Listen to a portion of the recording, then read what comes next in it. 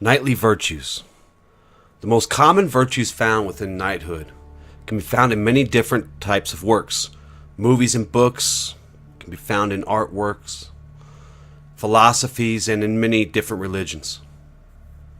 You will find that these virtues are shared in a way that the feeling of the virtues are there, even though sometimes they are represented and presented to us in slightly different ways.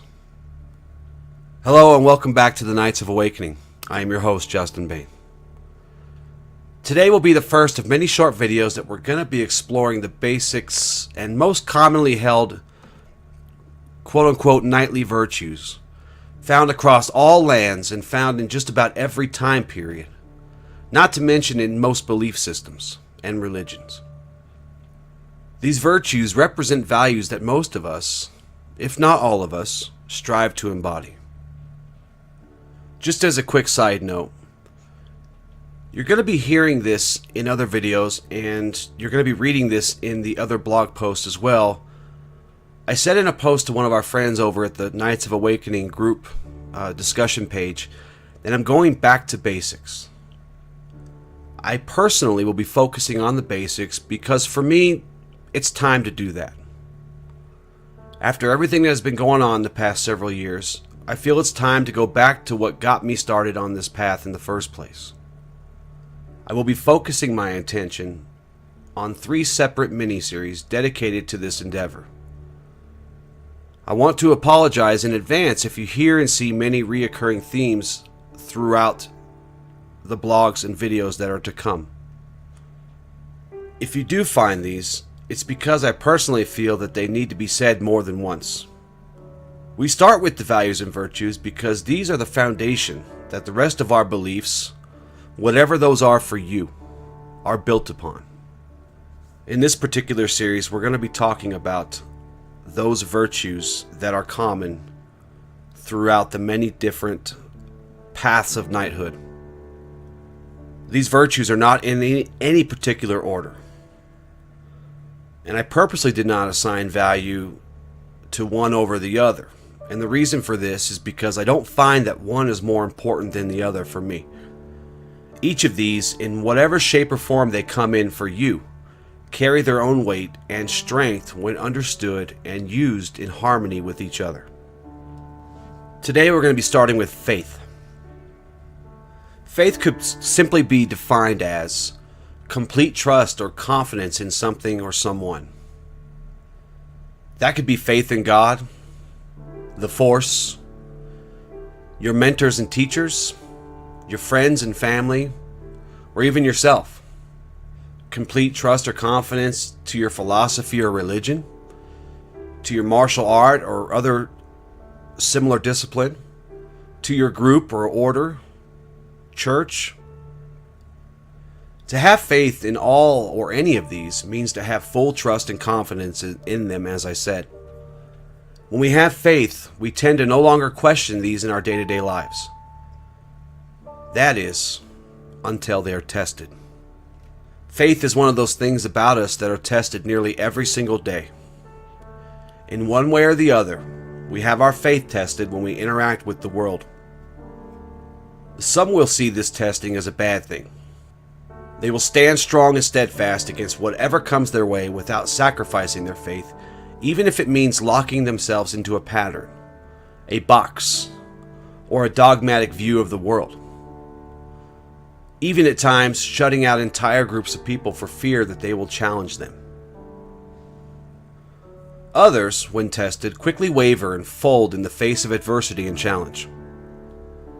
They find that they have false faith in whatever or whoever that may be.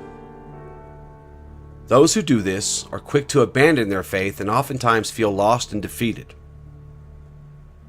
They search endlessly for those things and people who will fill the quote-unquote emptiness that they may perceive to have, and sometimes this ends in potentially unhealthy outcomes.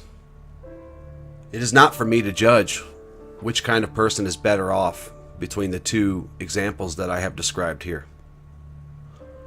I myself have been at both ends of this spectrum at many points in my journey.